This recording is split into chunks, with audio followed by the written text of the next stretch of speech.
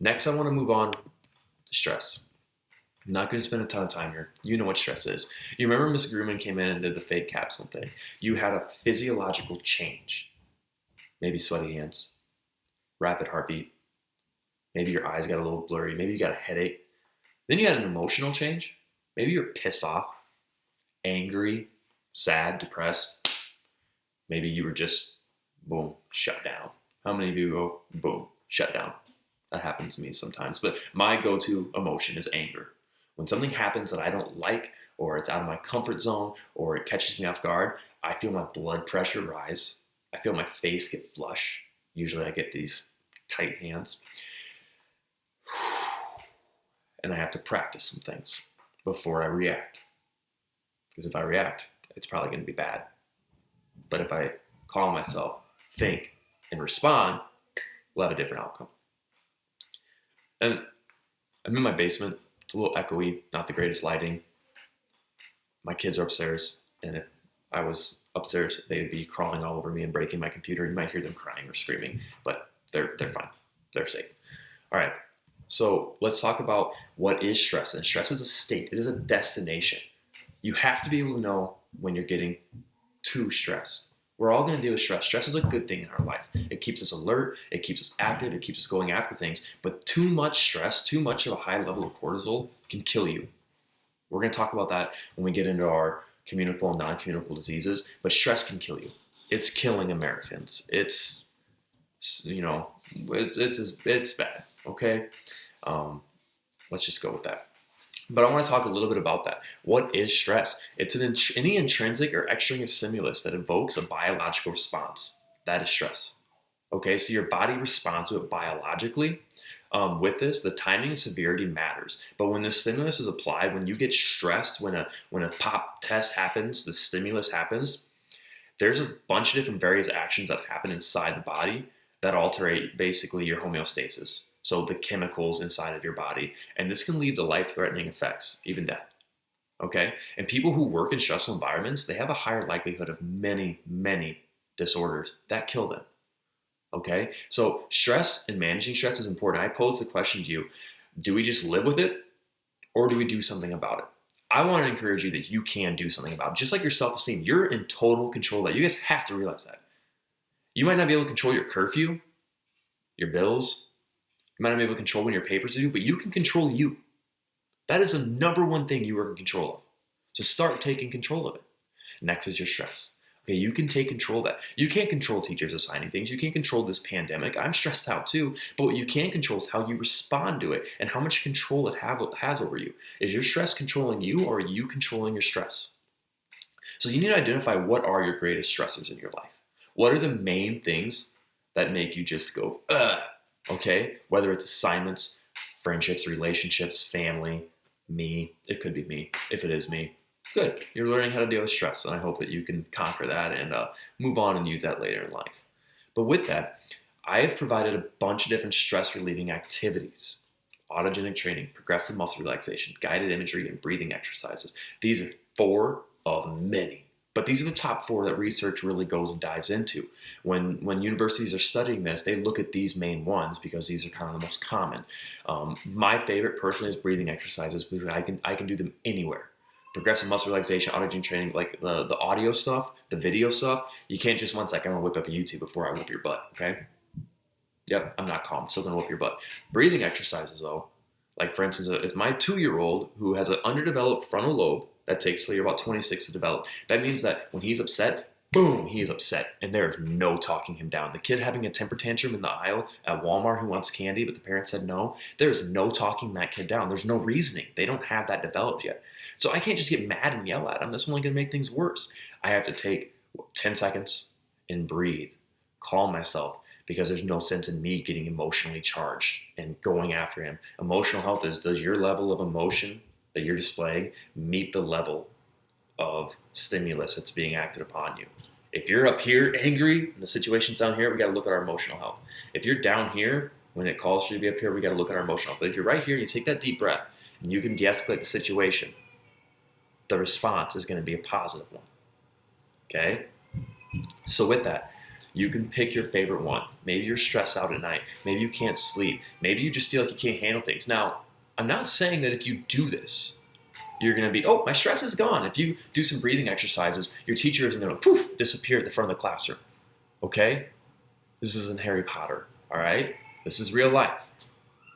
You have to be able to understand that when you're stressed, your body is physically changing. Okay, the pathophysiology within the body says that when you're enduring these cortisol levels for long periods of time, the chemicals in your body are changing. Your arteries are constricting. Blood can't pass. This is leading to heart disease. This is leading to stroke. Okay, over a long time, this puts so much stress on the heart that the heart just gives out. Your body physically changes. So when you do these exercises, though, actually you have a reverse effect of that. When you slow your breathing intentionally, what happens is that your brain is being signaled that you're out of danger. Think about stress in the animal world. There's fight or flight, right? So a zebra is walking through the plains and a lion comes up. The zebra is going to run. Everything in its body, it shuts down all of its non-essential functioning things, right? And it gives all this energies to its lungs, its heart, and its muscles to get gone. Now, the thing about the animal kingdom is when they get away from the lion, when the lion catches the slow one or the one that didn't pay attention in PE and got caught, sorry, I'm just kidding. It now goes back to relaxing. All of its heart rate, everything calms, and everything goes back into homeostasis. As a human being, though, you constantly live in that scared state, that stressed state. Your body doesn't get a chance to go, oh, I'm relaxed now. And everything goes back into homeostasis. Instead, you're constantly living in this, I need to run for my life stress. Unless you do something about it. And if you do something about it, if you tell your body to intentionally calm, your heart rate slows, your breathing slows, and the brain is signaled, we're safe, calm down. And the brain then says, okay, we're out of danger. Let's start balancing these chemicals again. Okay, let's send it throughout the body. Let's relax a little bit. Now, again, your stress is still there. That lion might still be lurking in the bushes. But now you can think, I'm not going to go over there because there's lions over there. I'm not going to drink at that watering hole. There's a lion there every time I get attacked. Or I'm not going to put off my assignments until the last minute because that causes me so much dang stress. Or I'm going to study. I'm going to get a group of friends to study together, and a good group of friends that want to get better, not just distract me. Right? I'm gonna get a map, or I'm gonna get my Google Calendar out, and I'm gonna plan these things. I'm gonna pay my bills before they're due. Because last time I didn't, and that caused me so much stress. See, the idea is when you calm yourself, you're able to think more clearly, clearer.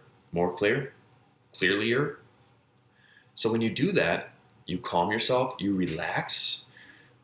Okay, how am I gonna attack this stress? How am I gonna control it and not let it control me? If it's a person, how are you going to have that tough conversation? Maybe you don't need them in your life. Maybe you need them in your life, but you got to find a way to make it better for them to be in your life. Or maybe you need to work with them more, and you need to be better for their life. If it's a class, maybe you need to go in and talk to that teacher. I'm struggling. I need help. I don't know if I can get this. What are some strategies I can do? What time do you need to go to bed at night, and what time do you need to wake up? How many of you start your day going, crap, I got to get there? And you run out the door, you don't eat breakfast, you barely dress, you hopefully brush your teeth, and you get there and your heart rate's elevated and you're stressed. And now you start your day that way? There are so many things we're doing in our lives that are causing our own stress, that we are making things harder for ourselves. A successful person has 24 hours in a day, the same as an unsuccessful person. It's what they do with that 24 hours that makes them successful. What are you doing with your 24 hours? Right now, a lot of you, maybe you're working a lot right now because of this pandemic. It gave you the availability. Maybe you're waking up at 12 o'clock in the afternoon, barely eating anything healthy for you, and trying to get in some work. Okay, you're living two different lives over here, but both are causing you stress. What are you going to do for that homeostasis to bring it together and have that balance? Remember, this class is about balance. So, practice those techniques. This is a summative assessment.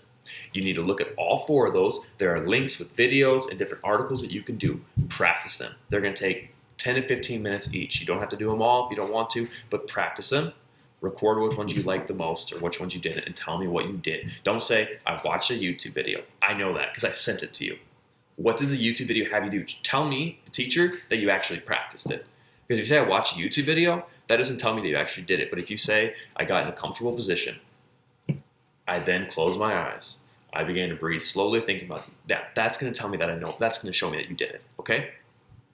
and then do your reflection. That's a summative, bada bing, bada boom. You got a grade in there, okay? The last summative we have is a mental illness research. I want you to know that nearly 1 in 5 adults in the United States has a mental illness. This is prevalent. This is real.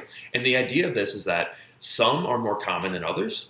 Some have more of an impact than others, and I want you to do basic research, because if you hear about one, if you know someone that has one, if you think you might be developing one or you might have one, or you're just curious about something you hear and you want to know more about it, or maybe you don't quite trust where it came from, what you heard about it, I want you to be able to show me that you can research it and you can, one, this is really big, tell me why you trust that resource. Did they give an author? When was it published? Who did the research? What company funded the research? That's something you really have to look into. Who's funding all this? Who wants you to believe this is real, or who wants you to know it's truth, okay? Show me that you know how to trust the source.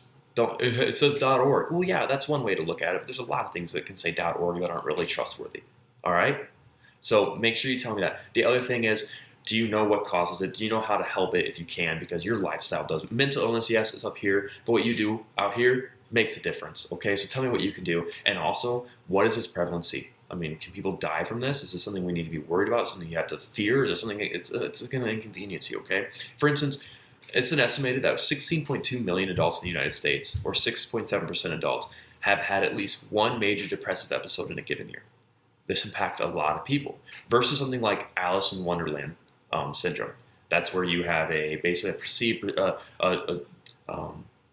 you believe you're really little, or you believe you're really big and your body's changing sizes. There's other things that go into it, but it doesn't happen that often. You don't hear about it much like you do depression. So knowing which ones are more prevalent and not is important, okay? So to go over that really quick, how do we know how to get help? How do we know which sources to trust and what basic information? Also, knowing that 1 in 5 adults, nearly 1 in 5 adults suffers from a mental illness, we have to stop stigmatizing it. So that how do we get help portion of it is huge. Because one day, you might be needing to know how to get help. So do this small little research paper with this basic information. I put in there, have a different type of mental illness per your classmates and record it. At this point, with 26 of you, some of you might be researching Alice in Wonderland syndrome, because 26 mental illnesses. There's a lot out there, but we're going to start narrowing down. If you want to do one that's already been done, go ahead and do that, but get that turned into me, okay? Next week, I'm going to be sending you a video on the addiction cycle, as well as our influences on us and when it comes to addiction. All right? Please email me, get a hold of me. We can do a Zoom meeting or Google Meet. We can email back and forth, whatever you need to be successful in this class or successful in your other classes. I'll work with you on those as well. Or maybe you just need someone to talk to. Get a hold of me. All right? We'll see you guys. I hope you're doing well.